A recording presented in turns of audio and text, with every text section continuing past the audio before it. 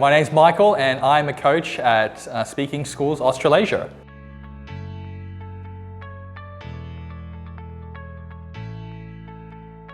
Yeah, I started a bit of high school, but really got more involved in university, where I joined the Macquarie University Debating Society. Did that for a number of years, participated in several tournaments such as Easters, and also did some adjudicating for high school tournaments around then as well. So ISDA, Archdale competition as well. And now I'm doing some coaching experience as well. I think I'm a third speaker I'd say I'm a natural third speaker. I really like the rebuttals, really being able to pick apart the whole debate in looking at the key issues that have come up. Usually by the end of a debate, when it gets to a third speaker, there's like 20, 30 things that have come up, and I like being able to figure out what's the most important things that I really need to answer. So I work full-time now as a data analyst, and one of the biggest reasons I stand out from as a senior analyst as opposed to a junior analyst is not so much the fact that I can code better or anything like that. The difference, I think, for me, it was being able to actually present my arguments well. So being able to go to my executives, go to my managers and explain, oh, here's the problem. Being able to critically think about problems and ideas that come up in meetings, for example. These soft skills that I've actually picked up from debating are what led me to do so well in my career. In one of my final years of university, I went to Easters. I think I was the second best novice speaker in performance for my university. So that in itself was very proud, but I felt like I actually spoke really well, actually made an impact, actually really developed my skills to the next level, really. So that for me was a very proud moment. I think it's my version of being able to make a difference. I don't think I would have gotten to where I have gotten to without the help of mentors and people who could train me, basically. And I want to be involved in that and do that for other people now. I think one of the most memorable ones was when I had a student who was completely quiet on his first day in. Barely got him to talk. Tried the games, tried icebreakers, nothing really worked. But after the whole two-day program, he couldn't stop talking, actually. Being able to make him a much more confident, much more social person, I think, that I see as an actual impact to a person. I do enjoy coaching at Speaking Schools Australasia. Otherwise, I wouldn't be taking leave out of my own annual leave budget to come here and actually continue doing this. What I enjoy most about it, I think, is I really enjoy working with young adults or people in year 5 and 6.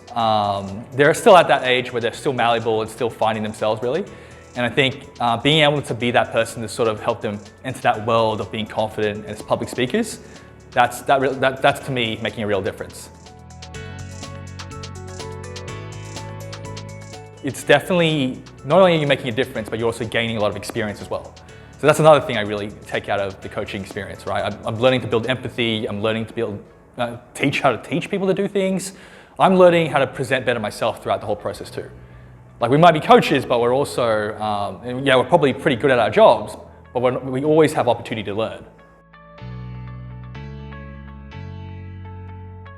It depends on the age bracket, but really I don't find any two students the exact same. In fact, usually most classes you're getting a mix of students. Quiet ones, loud ones, experienced ones, new ones.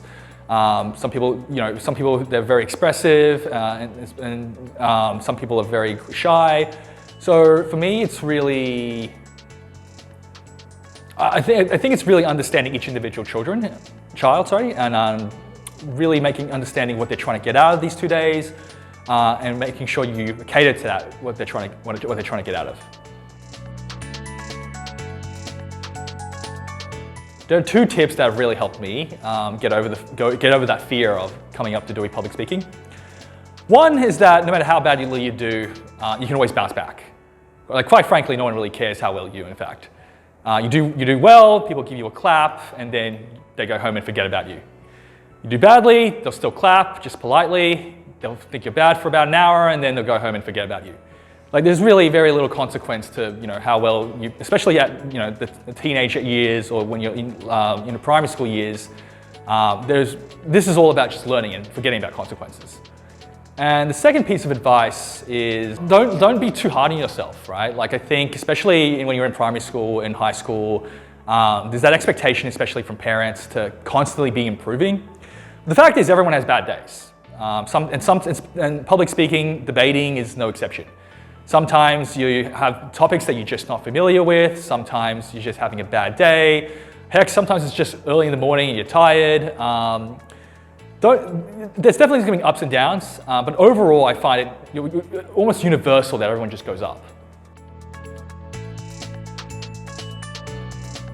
Over-prepare, don't under-prepare is I think the short answer. Do your research beforehand if it's something that important really.